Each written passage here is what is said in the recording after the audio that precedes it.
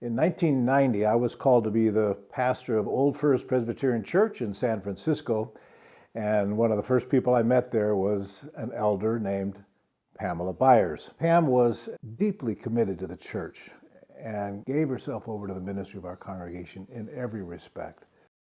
In the 1990s, our congregation in San Francisco was right in the middle of the AIDS epidemic.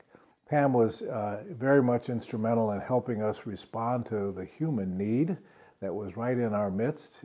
We set up vigils, 2 or 3 week vigils for our parishioners who were dying, most of them young men, most of them cut off from their families, and Pam was very much involved in that. We stayed with these young gay men as they ended their life on this earth. It's a really profound impact on our congregation, certainly on Pam. In 1996 in Albuquerque, when the General Assembly passed what became known as Amendment B, Pam and I and our congregation were distressed and wanted to do what we could to help, so we began to organize.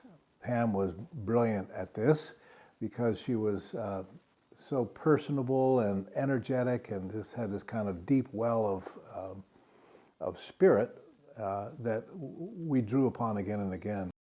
So we called a meeting in Chicago in September of 1997 as Amendment A was beginning to go out to the presbyteries. We needed to organize to help the presbyteries understand the language change to the Book of Order that would be more inclusive. And I invited Pam to help us organize. She had just become the president of a new publishing company run by our local public television station. She had just taken this job and had been in it, I think, less than a year. And I said, Pam, the church could really use your presence, your skill, your leadership. It'll just be a year. We'll go after this Amendment A, we'll organize. And she came to Chicago agreeing to set aside for a year her employment as the president of this new publishing company.